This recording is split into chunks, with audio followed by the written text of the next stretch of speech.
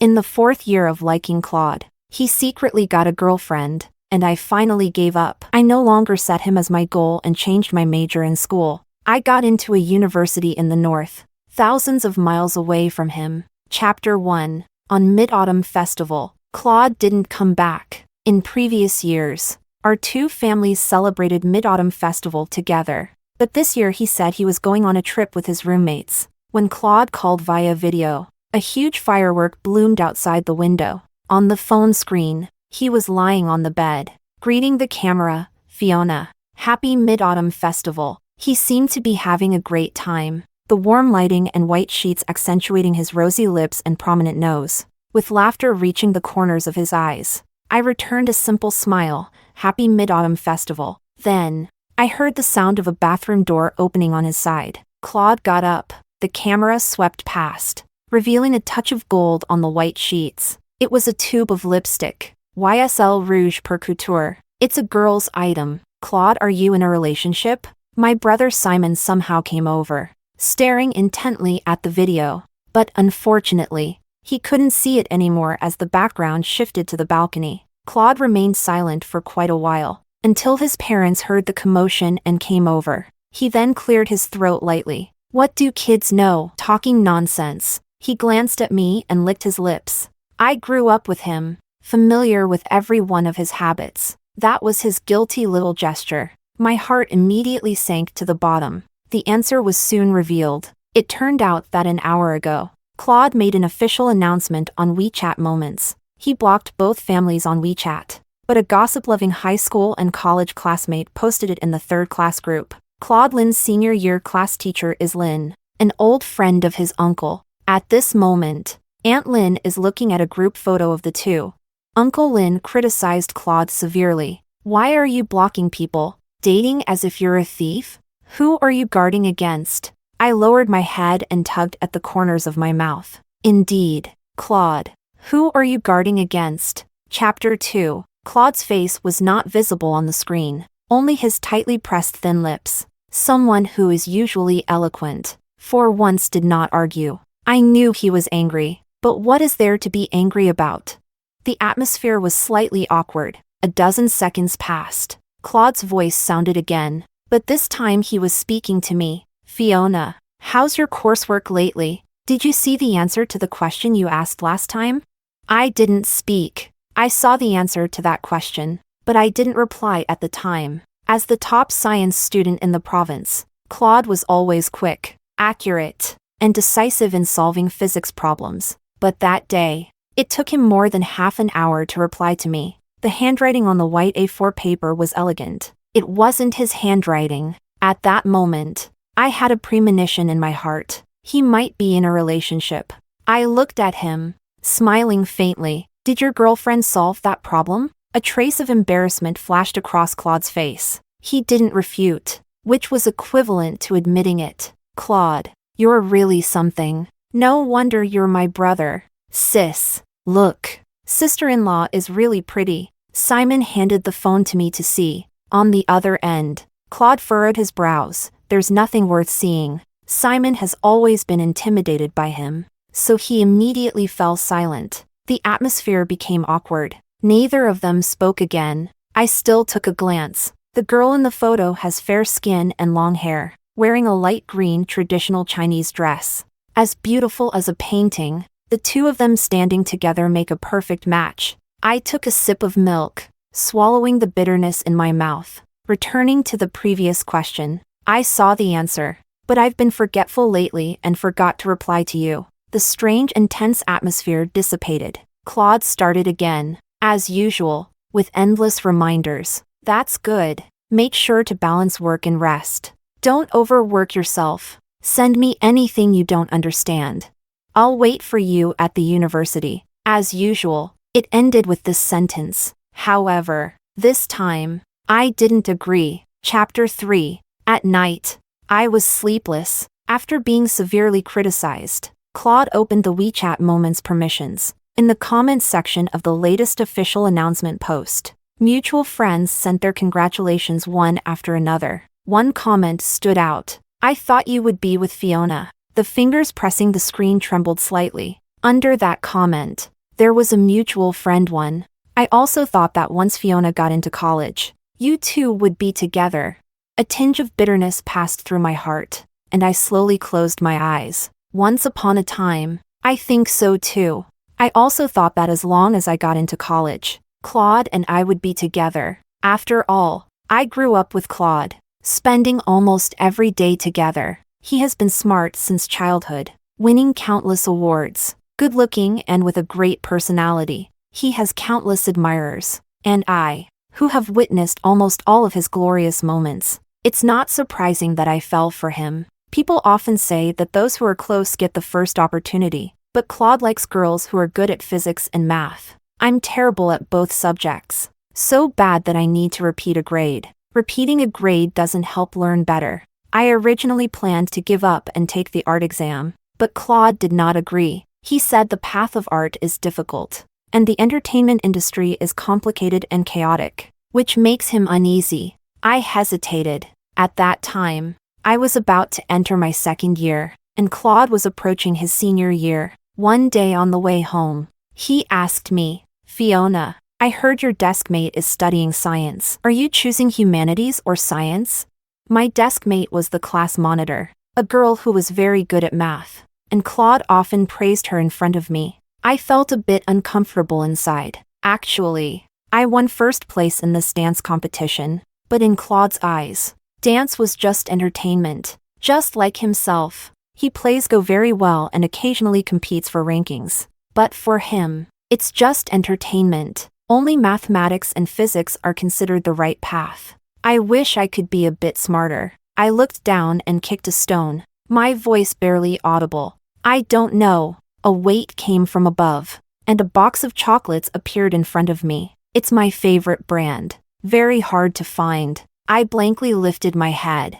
The boy's clear eyes were like the cool breeze of early summer. He smiled slightly, his eyes sparkling brilliantly. "Fiona, do you want to study science? I hope someone can work hard with me." My mind was in turmoil, with only his words "work hard" together echoing in my head. I thought, then let's give it a try. Strive to keep up with him. I thought there was only a thin layer of paper between Claude and me. It should have been pierced after college, until last New Year's Day. By the riverside for the countdown. Chapter 4. At the most splendid moment of the fireworks, I saw Claude raise his phone to take a picture of the fireworks. He sent it out. The recipient's avatar was a cute pink kitten. My heart skipped a beat. "Who is it?" Noticing that I saw, he turned off his phone screen. Then he smiled calmly. "The class representative from class 10. I know the class representative from senior year class 10. She was my classmate in the first year of high school. A cute girl with a dimple on her left cheek when she smiles. Very smart. If I remember correctly, she ranked in the 30s in the senior year mock exam. Do you like her?" How could that be? As if I was telling some huge joke. Then why did you take pictures of fireworks for her? What if she misunderstands and thinks you like her? Claude blinked and smiled somewhat innocently. She asked me to take it, so I couldn't really refuse. Is that all it takes to like someone? Well then, my favorite must be Xiao Huang. Xiao Huang is Grandma Xiao's dog next door, and Claude feeds it ham every day. If doing small things within one's power means liking someone, then indeed, the one he likes most is the little dog he has cared for the longest. The girl sent him a selfie in response. Short hair to the ears, with curved eyebrows and eyes. It was clear that she was very happy. Claude glanced over and smiled indifferently. Look, she has short hair. I don't like girls with short hair. I like long hair. He smiled slyly and reached out to touch my long hair. I stepped aside slightly, gently avoiding him. What's wrong? His smile deepened as he assertively patted the top of my head, his tone as if coaxing a child throwing a tantrum. Fiona is the cutest. I stared at the shyly smiling girl in the photo, slightly lost in thought. The intense heartbeat felt like a silent warning. A certain suspicion was about to surface. I still harbored a glimmer of hope. Claude was holding a firework, looking for a lighter. Fireworks blossomed in the sky, and his profile was stunning under the night and fireworks. I tentatively asked, "Does she like you?" Claude looked up, raised an indifferent eyebrow, his eyes glinting with a hint of mischief. He said, She didn't say. That's the good thing about childhood friends. A single glance and you understand each other's thoughts. I think Claude at that time understood the probing in my eyes, and I also saw through his most hidden thoughts. Chapter 5. Claude has never been in a relationship, but he is highly intelligent and emotionally perceptive. So how could he not sense the girl's feelings? He understands everything, yet he doesn't make it clear. The only explanation is that he enjoys this state. The ambiguous relationship remains unclear, since the girl hasn't made it explicit. He can pretend not to understand. What if it were made explicit?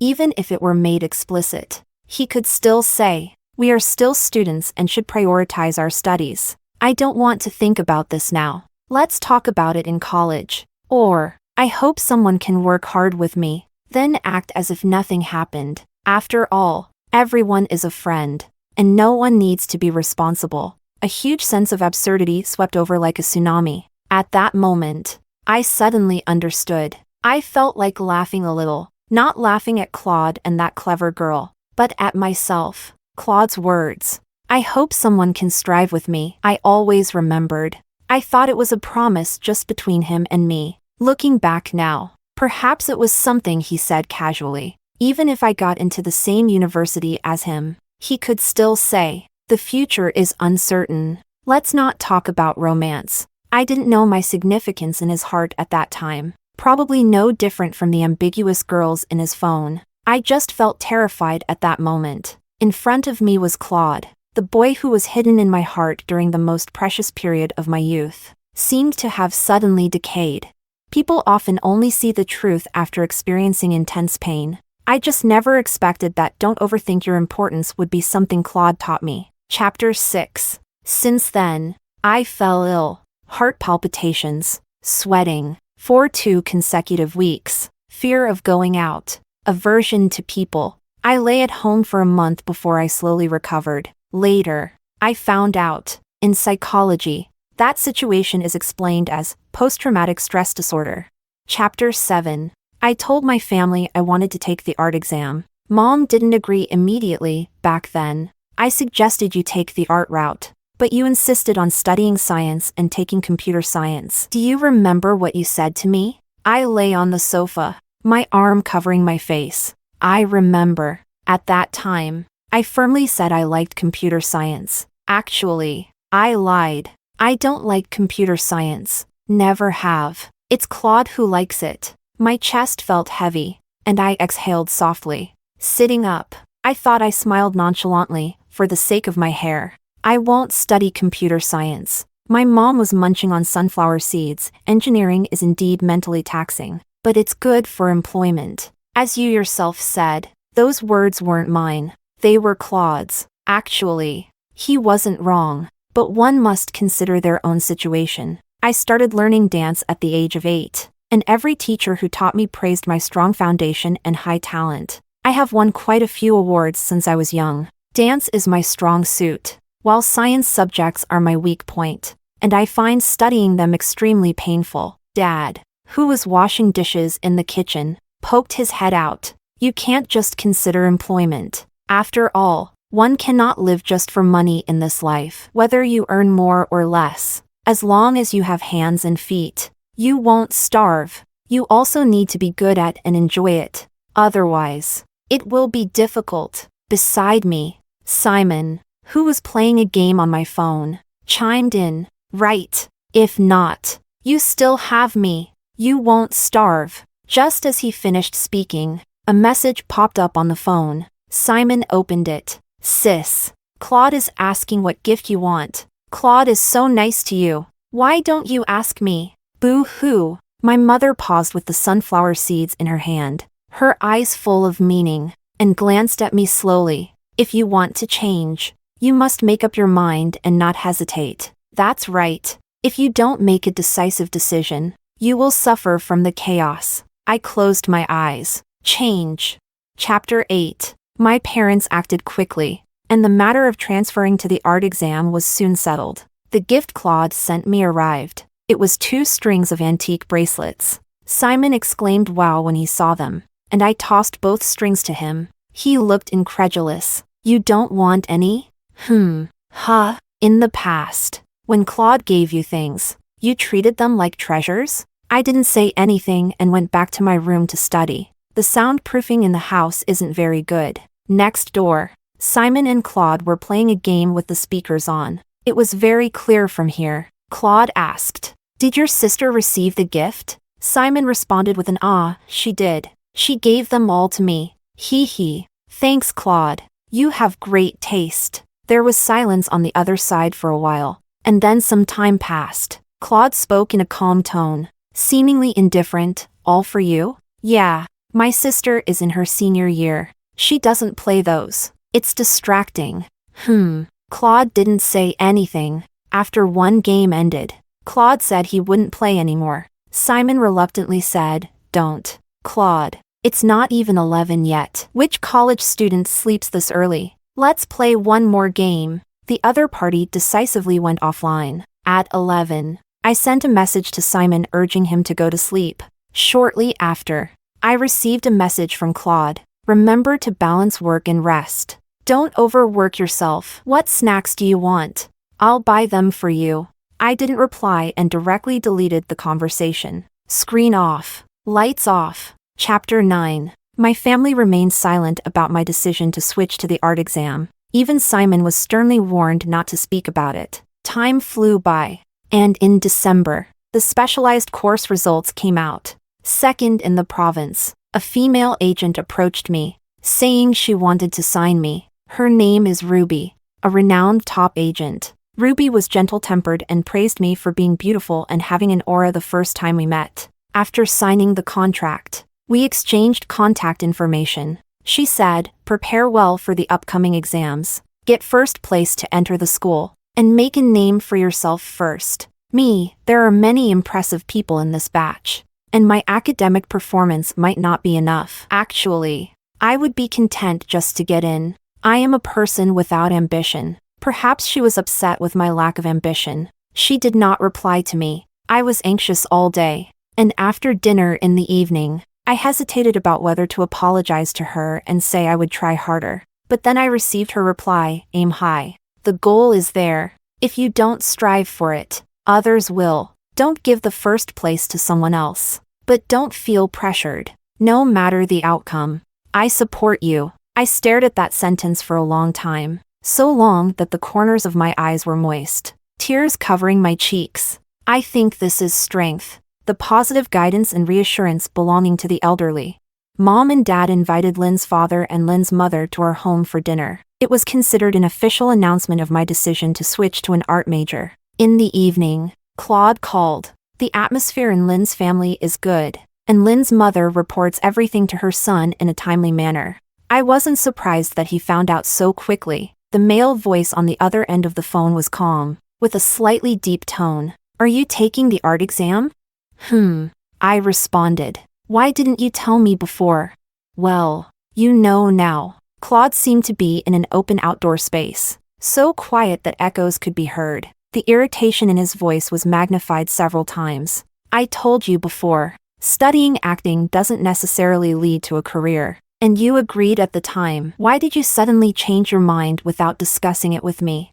I chuckled softly. "Claude, why do I have to discuss it with you?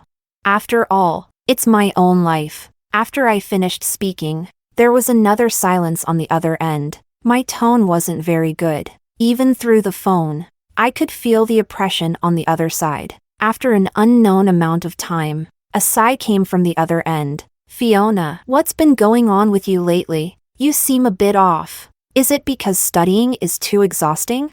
Or did I offend you in some way?" "Did you offend me?" "Not really. You just don't like me. Clearly not interested.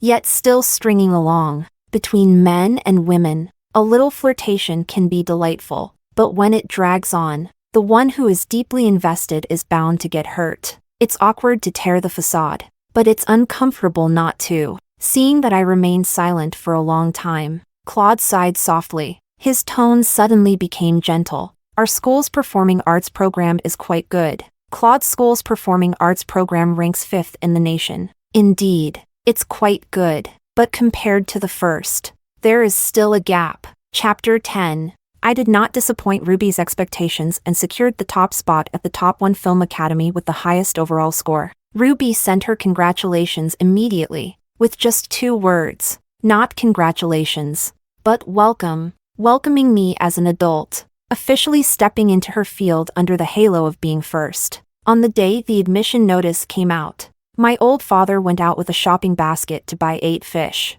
saying he wanted to treat all his colleagues at the office to a meal, but was eventually stopped by my emotionally stable mother. The graduation banquet was held at a restaurant, and Claude arrived in the evening. My parents were worried about safety, so they asked me to go pick him up with Simon. On the way, Simon sat in the front passenger seat, turned around, and teasingly asked him with a grin, "Claude, why didn't you bring your girlfriend along to have fun?" The atmosphere in the taxi suddenly turned cold. The person who hadn't spoken since getting in the car moved slightly, perhaps from not speaking for too long. The originally clear and smooth voice was a bit hoarse. "There's no such thing as a sister-in-law." His tone was very deep, scaring Simon into silence. He turned around and sat quietly, secretly sent me a message. "What's going on? Claude isn't getting dumped, is he?" I was looking at the body management chart Ruby sent me and casually replied, "I don't know,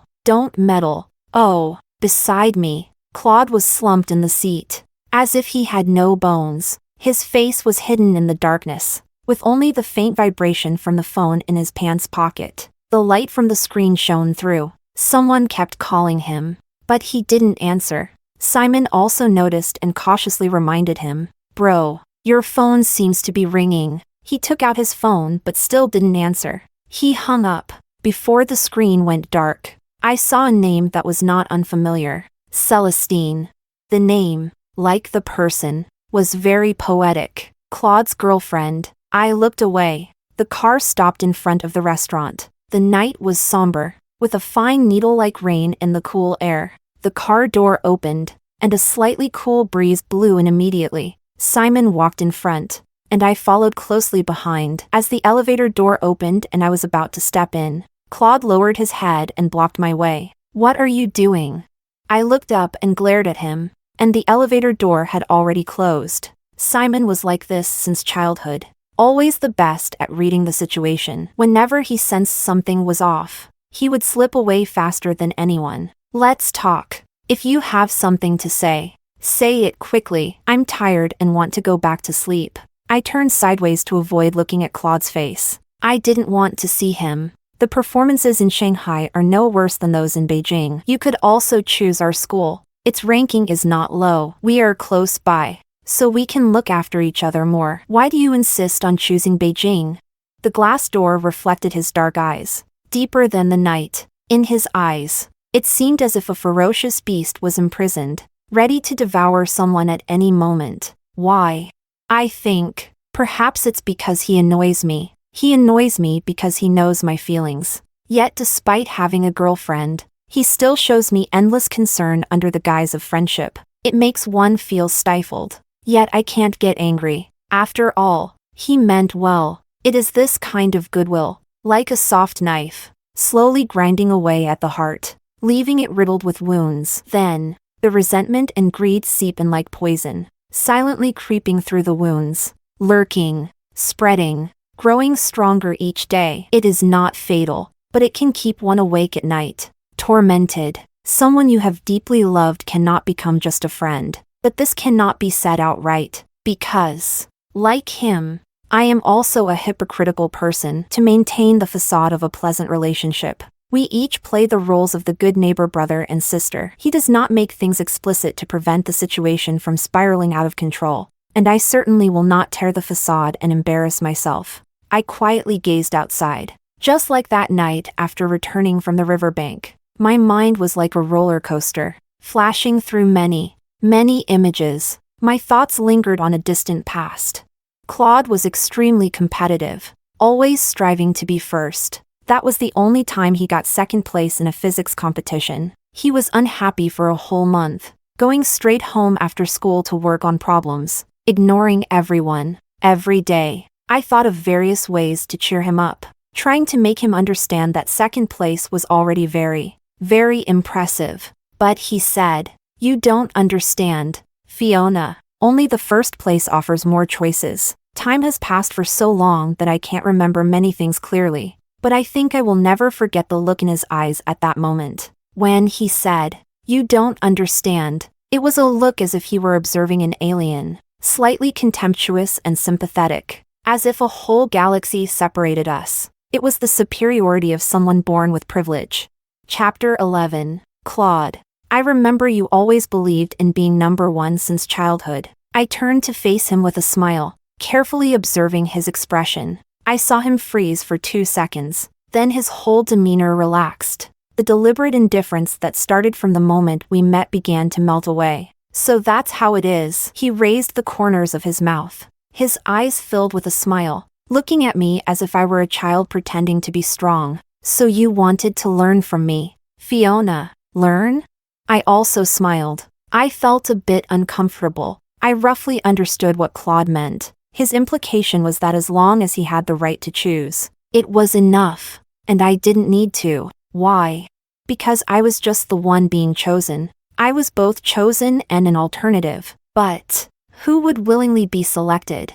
I turned my head to look at him. He seems to have grown taller again. I remember when he first started college. My forehead reached his eyes, but now it only reaches his nose. I smiled lightly. "Claude, I also want to have the right to choose." The smile on his face slightly froze, and a trace of coldness appeared in his eyes. Having grown up together, we still have this bit of tacit understanding. He can discern the words I haven't spoken. The right to choose that I want includes actively choosing the person who stands by my side. I don't want to be his backup or a foil, and by actively choosing, he also becomes an option. He couldn't be clearer.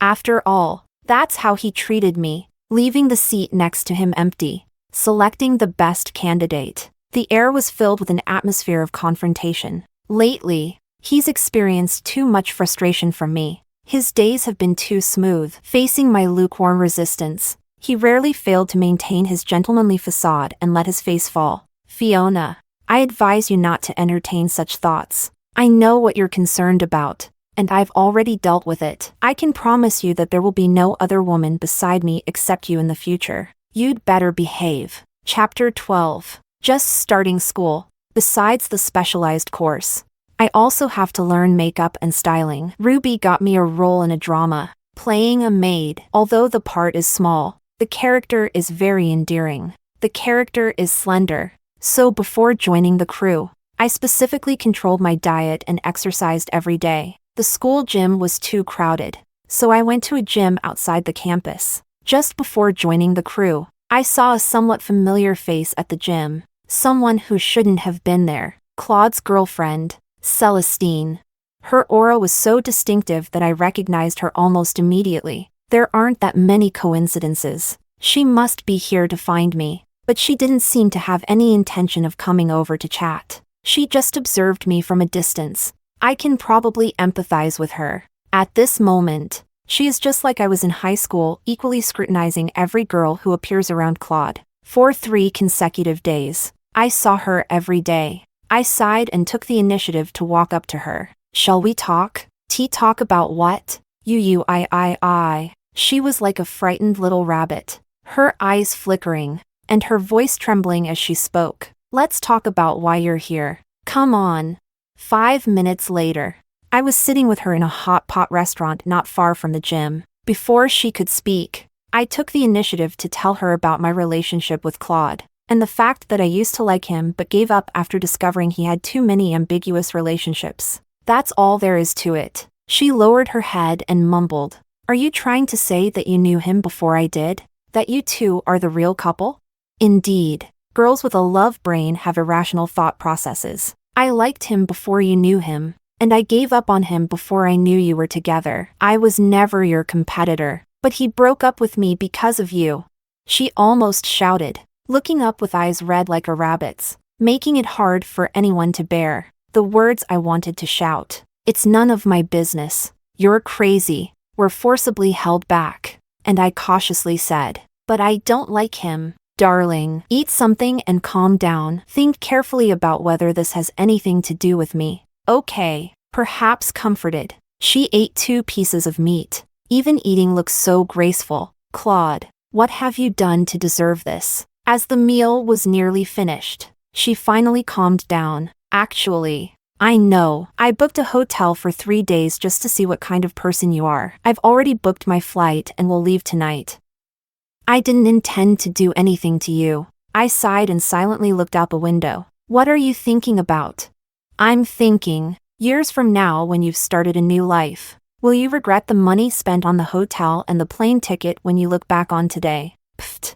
A sudden laugh came from behind. Chapter 13. A boy wearing a gray baseball cap. A mask covered most of his face, only revealing his clear eyes. Sorry, I didn't mean to eavesdrop on your conversation. But there was no barrier here. I couldn't help it. I glared at him and left with the little rabbit opposite. She has to catch a flight and is running out of time. Joined the group the next day. As soon as I arrived, I was quietly approached by the assistant of the male lead. Jordan, could I get your contact information? Our Jordan wants to apologize to you. Jordan? Apologize?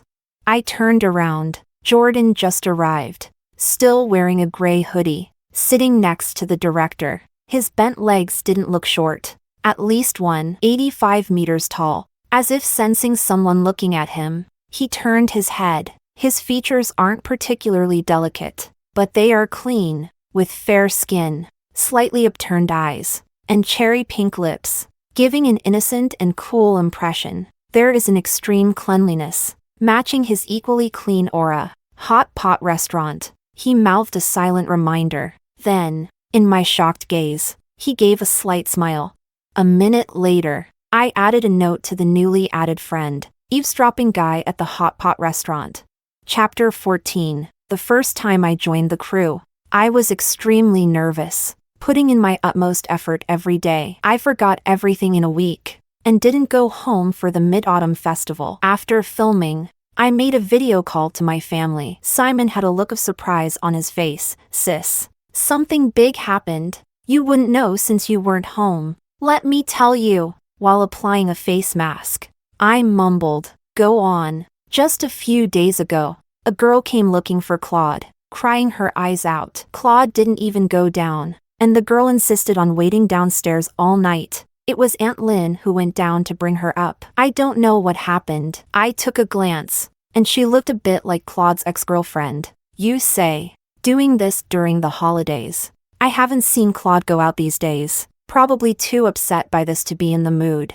I chuckled softly. Simon, how many times have I told you not to meddle in other people's affairs? My mom shouted, and Simon was startled into hanging up the video. As soon as the video ended, Claude's voice call came through. I didn't want to answer at first, but then I remembered the girl whose eyes were red from crying, so I picked up. Finally willing to talk to me?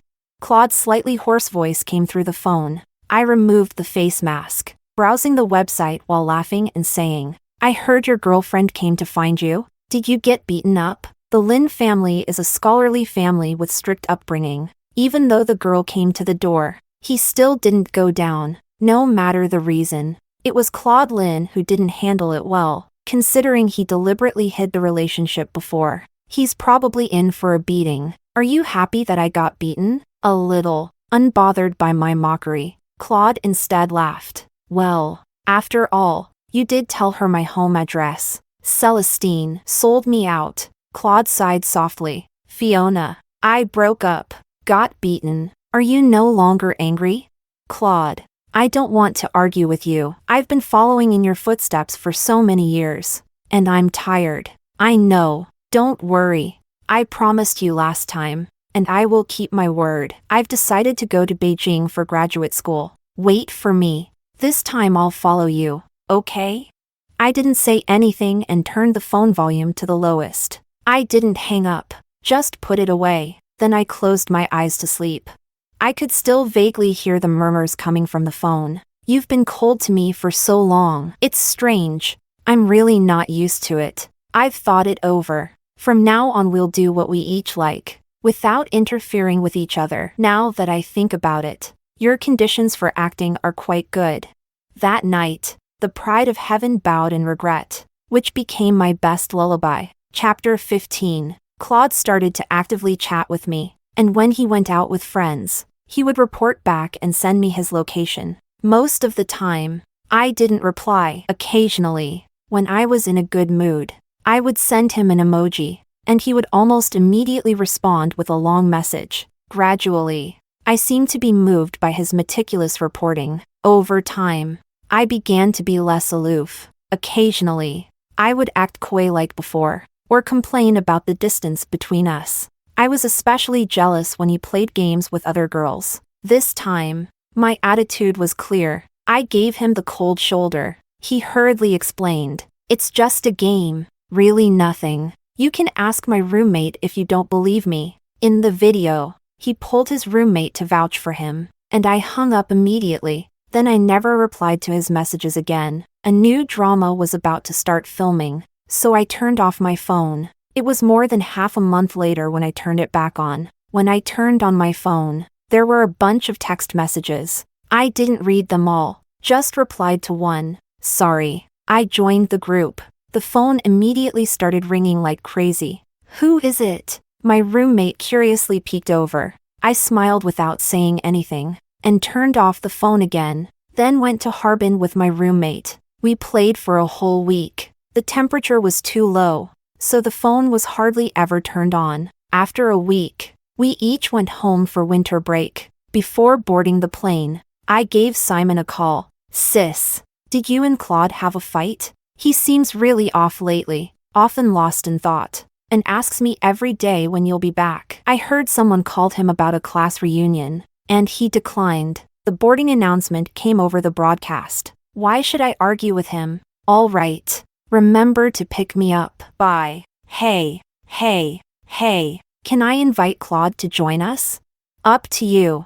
Meeting Jordan on the plane was completely unexpected. He was sitting next to me, wearing a large baseball cap and a mask. I'm not famous, so my face was uncovered. He saw me and waved. I was momentarily stunned, and he took off his mask, his mouth curving into a beautiful smile. "What a coincidence. I didn't expect to meet you here." "What a coincidence."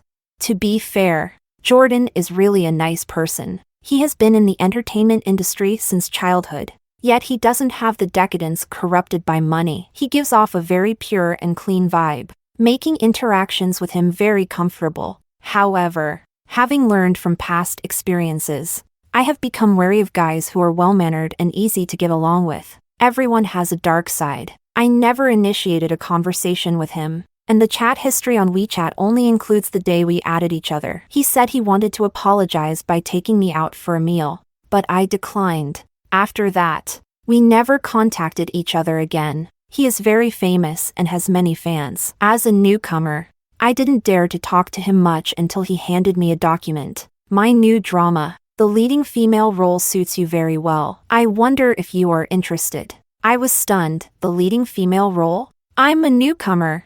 This was too incredible for me, and I instinctively refused. I haven't started systematic acting training yet. I'm afraid I can't handle the leading role. Jordan's eyes curved. "You must believe that some people are born as uncut jade, needing only a little polishing. I've seen your performance. It has a lot of aura, and I have high hopes for you." Jordan is very good at comforting people. From childhood to adulthood, I have won quite a few awards. But even so, I am not among the most outstanding in my circle of classmates. Among my high school classmates, there are many who are proficient in music, chess, calligraphy, and painting, and have strong learning abilities. For example, Claude, who excels in academics and is also skilled in Go and skiing. Then there's that short-haired female classmate who has won a national award for violin and performed Latin dance at the school's New Year's Eve party. Admittedly, my face and figure are presentable, but that's about it.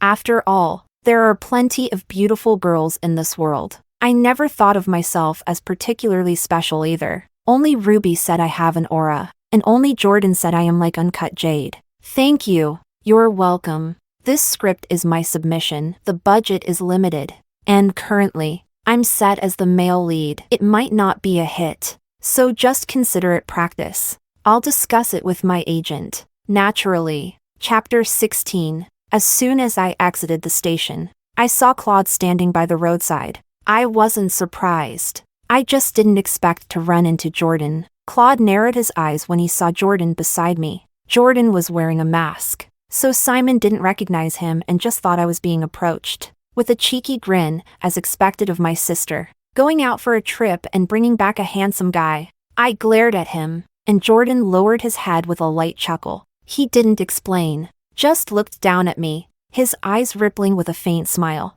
Once you've decided, contact me on WeChat. With that, he pulled his luggage and got into the car by the roadside. After he left, Claude coldly picked up my suitcase and placed it in the trunk. Then, without a word, he went to the driver's seat. Sensing the awkward atmosphere, Simon tried to find a topic to ease the tension. Claude kept a cold face and did not respond. I sneered inwardly. It started again. Claude is a very possessive person. During high school, there were boys who wrote me love letters, and almost every time he found out, he never said much. At first, I thought he didn't care, but later I realized that wasn't the case. He would take advantage of his height to pull the love letters out of my backpack on the way home from school and savor them word by word. While reading, he would look at me and smile. That smile was very attractive, yet it never reached his eyes. Afterwards, he would ignore me for a few days.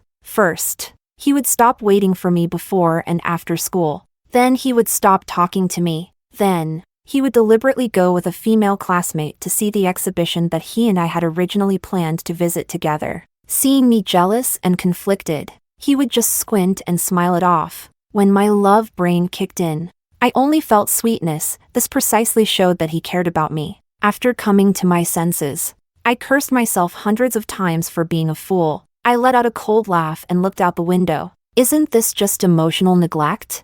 We were silent the whole way, and I was so tired that I washed up and went straight to sleep as soon as I got home. I didn't wake up until 10 a.m. the next day. The internet had already exploded. Jordan is recognized within the circle as the most upright and promising male actor. Since debut, 0 scandals, 0 negative news. Fortunately, in the photo, my face was blocked by Jordan, but even so, his fans went crazy searching for the person online. There were many speculations about the identity of the female lead. Only Ruby immediately recognized it was me. She asked directly, "Ruby, long-term or one-time?" I showed her the script. She called right away. Chapter 17. Not long after hanging up, Claude knocked on the door. As soon as I opened the door, he asked, "Who were you on the phone with for so long?" I looked at him calmly, without a trace of guilt in my eyes. "What's wrong? Do you have something on your mind?" This evasive response, shifting the topic, made him very upset. Claude's forehead veins throbbed twice, as if he wanted to say something but swallowed it back. "My mom made dumplings. I brought some over. Uncle and Auntie don't have a day off. And you can't cook. You still need to eat breakfast. If you don't want to make it, you can call me, or let Simon make it. Finish the dumplings within a week. They can't be kept for too long. There are also peaches. Take them out in advance before eating. Don't eat them when they're too cold." I leaned against the kitchen door, watching him place the peaches into the refrigerator, arranging them neatly. Claude is very considerate, with a keen attention to detail. It's hard for a girl not to overthink when treated this way. Unfortunately, I know him too well. His gentleness and thoughtfulness, like his impressive resume, are just nets to capture prey. Seeing that I, his most familiar and assured prey since childhood, was about to jump out of the net, he began to panic. I tugged at the corner of my mouth. Very plainly, "Thank you." The TV in the room was on, playing my first web drama. The character is a delicate little fox, with every frown and smile, captivating and enchanting. The room was heated, and Claude's nose was slightly sweating. His jet black, thick hair accentuated his intensely focused and passionate eyes. This man has a superior face, and when he wants to charm someone, it's hard for that person to escape his control, like I once did.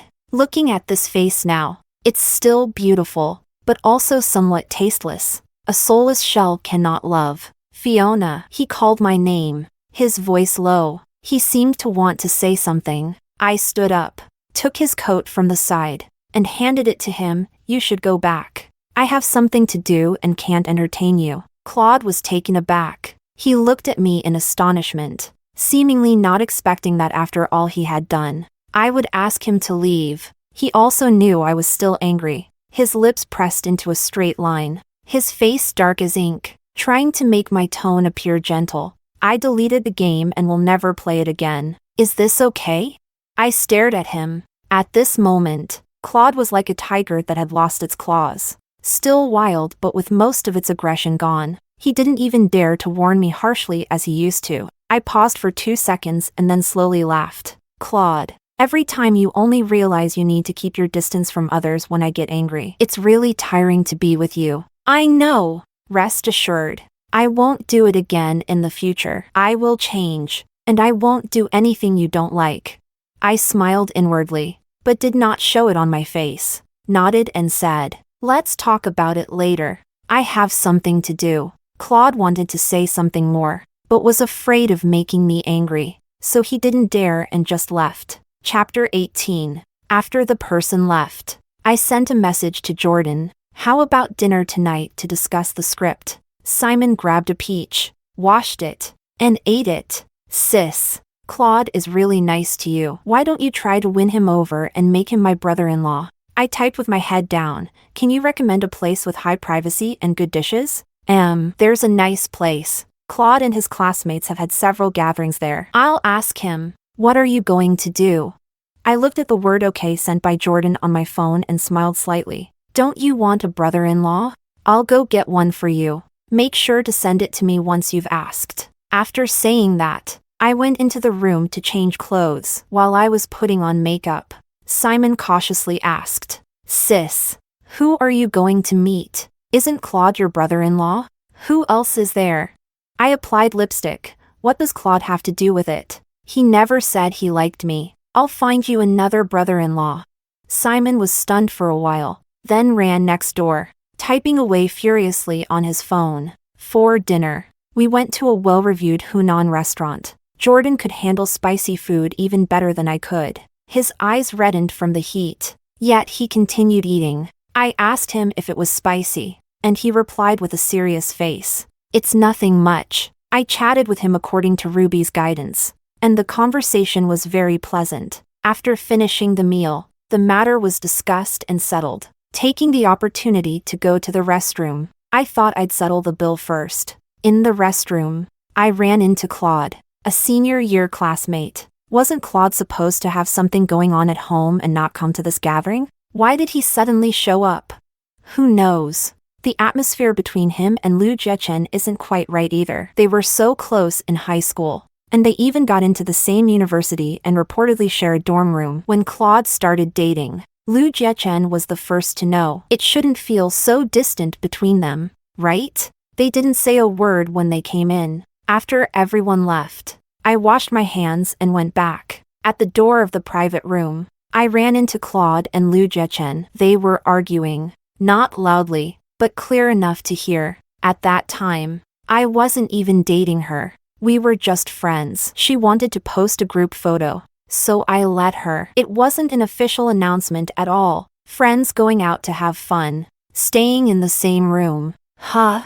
At this moment, oh, Fiona, what are you doing here? The group of people from the restroom returned. A narrow encounter. Everyone couldn't help but feel a bit awkward. I quietly glanced around. Among the crowd, 3 people had once been fish in Claude's fish pond. We exchanged glances and knowingly smiled. Upon seeing me, Claude's expression turned very somber. I came to eat with a friend. What a coincidence. You guys are having a gathering today. Claude walked up to me and said softly, Simon said you were eating here, so I came to pick you up. Someone nearby teased. Oh, are you two together?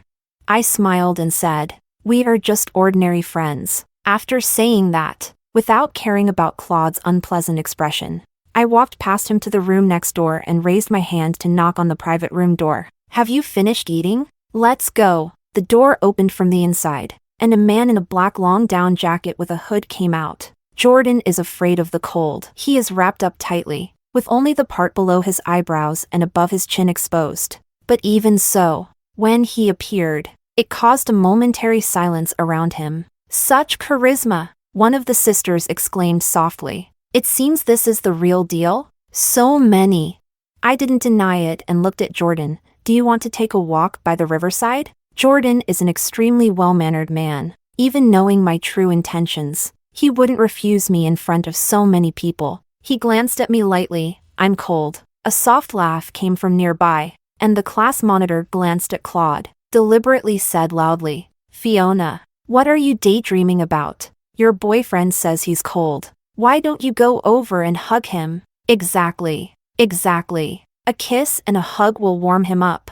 The atmosphere gradually shifted, but I continued to smile. Meanwhile, Claude's eyes were purely dark, his gaze like a knife directed at those speaking, his hands hanging at his sides clenched into fists. I pretended not to see, grabbing Jordan's arm. We're heading back now. You guys have fun. Claude's face turned completely sullen. Fiona.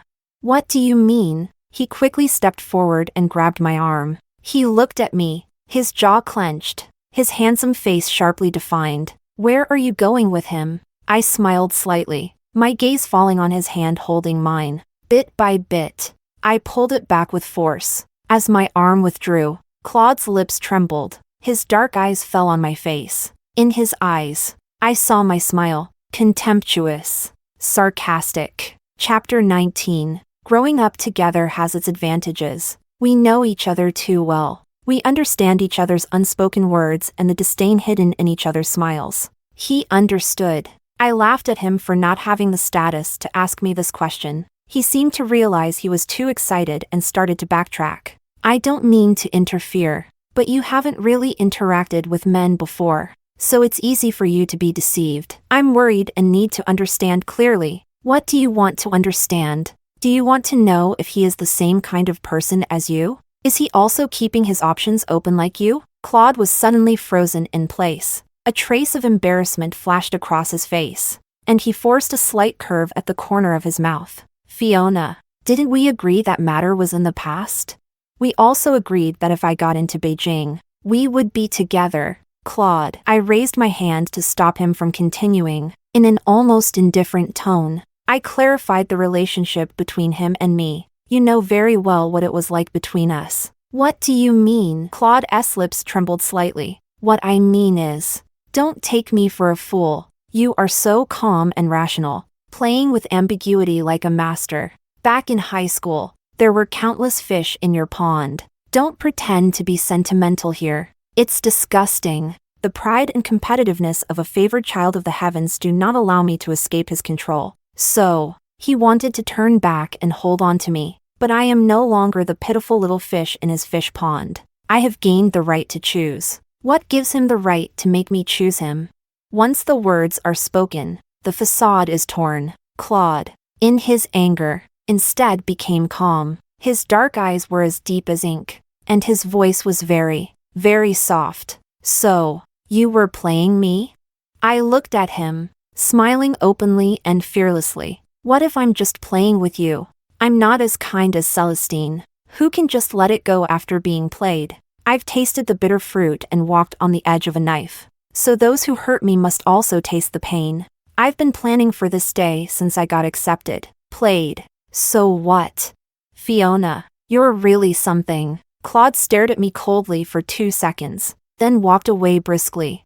After Claude left, the crowd dispersed. Only Jordan stood beside me, neither leaving nor speaking, staring blankly at the fish tank not far away, not knowing what he was thinking. After thinking for a moment, I still thanked him. Thank you for cooperating with me just now. Oh, it's nothing. This is my specialty. He continued to gaze at the fish tank, showing no emotion, but I am naturally sensitive, and I could sense that he wasn't very happy. At least, the relaxed atmosphere we had during the meal was gone. Perhaps he was blaming me for using him. Should I say something more? But what could I say? I hesitated, and after a while, he spoke first. Do you still want to go to the riverside?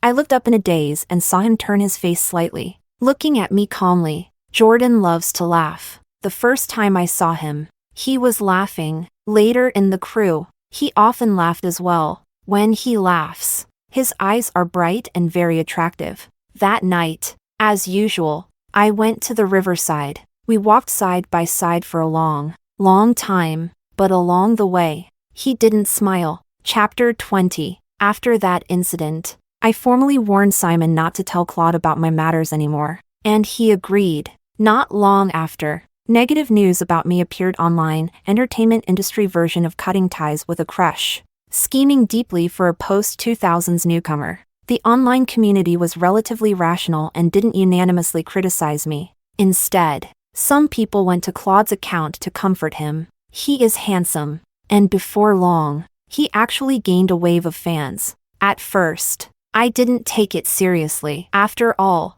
I wasn't famous to begin with, and the internet has no memory. Before long, everyone would forget about this incident. However, I didn't expect the rumors to ferment day by day, and a small account revealed that Jordan was photographed at the airport, and the female protagonist in that photo was me. I started to panic. Jordan is different from me. He has a huge following, and getting involved with him would make things much bigger. Ruby steadfast as ever, "You're getting all flustered over such a small matter." She told me to do nothing and just wait. After some time, the popularity completely surged. Jordan 2's fans said I'm not worthy of him and came to insult me. For a moment, I was infamous. Claude called me, "As long as you break up with that guy, I'll help clear your name." I sneered, "In your dreams." After saying that, I deleted him completely. When the online arguments were at their peak, a recording was leaked. This is a conversation with Claude. At that time, I wasn't even dating her. We were just friends. She wanted to post a group photo, so I let her. It wasn't an official announcement at all. Friends going out to have fun, staying in the same room. Huh? Does it concern you? I didn't ask you to post the photos in the group. Come on, Claude. Aren't you just afraid that Fiona will find out about your little secrets? You've been ambiguous for 3 years, and it was just a thin layer of paper between you two. As soon as you went to college, you got a girlfriend and are still afraid she'll find out. Who doesn't know your little schemes? You liked Fiona in high school, but whenever she interacted with slightly better guys, you gave her the cold shoulder. Yet, you looked down on her grades, so you kept her hanging. If she got into your school, you'd be with her. If not, you wouldn't lose anything. After all, there are plenty of people who like you, and you can date someone new while keeping her in the dark. How about it? Wasn't I right? Claude, you're smart, handsome, and popular. But when it comes to character, haha, you're not even as good as some slackers. The public opinion started to change. Claude went from being a victim to a jerk. Not only did he lose fans, but he was also criticized every day. He couldn't take it and eventually deleted his account. I heard that he was also criticized at school, so he took a leave of absence. Chapter 21. Although Ruby didn't tell me, I can roughly guess how that recording came about. It was Jordan. He must have heard it and then recorded it. I sent him a message to thank him. He just said, "It's nothing." I wanted to say something more, but I was torn and didn't know how to start. We walked along the riverside in silence, and that night, a rift inevitably formed. Perhaps he thinks I'm just a scheming, vindictive person, although that is the truth. In May, Jordan's drama started filming. I successfully joined the crew. The script is adapted from a novel, a historical romance drama. Jordan plays a young general in it.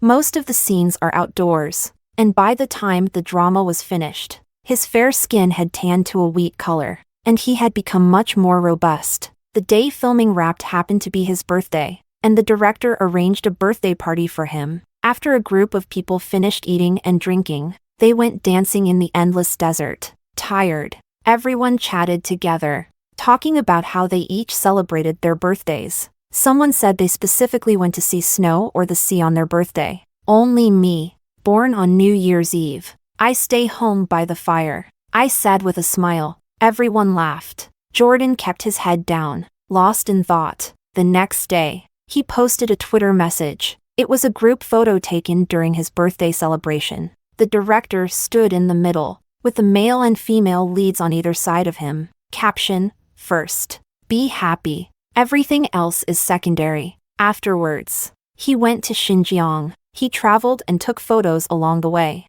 bringing an entire team. The quality of the videos he shot was good, and their popularity was high, which made several tourist spots famous. Ruby watched his videos and sighed. This is the true meaning of living. Yes, this is truly living. Jordan is really someone who takes life and work seriously. He loves his work and gives it the utmost respect. I used to envy those who had impressive academic credentials, smart minds, and decent, well-paying jobs. But now, I have just realized, compared to the true satisfaction of gaining passion, those seemingly grand things are so superficial. Only passion can withstand the long journey of life. This is what I learned from him. After returning to school, I diligently studied my specialized course, honing myself. During vacations, I took a good rest and earnestly experienced life. Without taking on any more acting roles, I want to refine myself well and take this profession seriously, as it is my lifelong career. The relationship between my family and Claude's family became strained, and we moved to a new house. This year, I returned to my hometown to celebrate the Spring Festival. Chapter 22. On the 30th night, it started snowing in my hometown. Claude called with a New Year's greeting video. His sweet words made my grandmother and grandfather smile. But upon closer inspection, I noticed the fatigue in his eyes. I returned to my room and only came out after the video ended. My grandfather praised him endlessly. This child Claude is considerate in everything he does. He sends a video greeting every year. Truly a good kid. My mom wasn't very happy, just from a phone call. You think he's good? Anyone can put on a show. I had a rough idea in my mind. My mom knew something. Grandma tilted her head and glanced at me. Fiona and Claude had a fight? You used to smile so happily whenever you mentioned Claude. The elderly hardly watch TV and are even less interested in entertainment gossip. They don't know about the news between Claude and me. I smiled and explained. Grandma, I haven't been in touch with Claude. We've grown up and are no longer in the same school, so we've drifted apart. Grandpa and Grandma exchanged a glance and sighed softly. There's nothing we can do. It's too far apart. It started snowing outside. The phone vibrated, and I wiped my hands and took a look. Jordan sent me a message. It wasn't a blessing. He asked, "Is it snowing there?" For some reason, I suddenly had a strange premonition. I opened the weather app. In the entire province, only one place was snowing today. I jogged to the yard. Outside the yard, a large expanse of blue fireworks suddenly bloomed. Inside, it was warm and cheerful, while outside, snow was falling heavily. Amidst the sound of fireworks, I opened the yard gate. A tall, slender figure stood under the fireworks, wearing a black long-down jacket, with a hat on, wrapped up so that only the eyes were visible. With a pure demeanor, surpassing the vast falling snow, the phone chimed. I looked down. Happy birthday.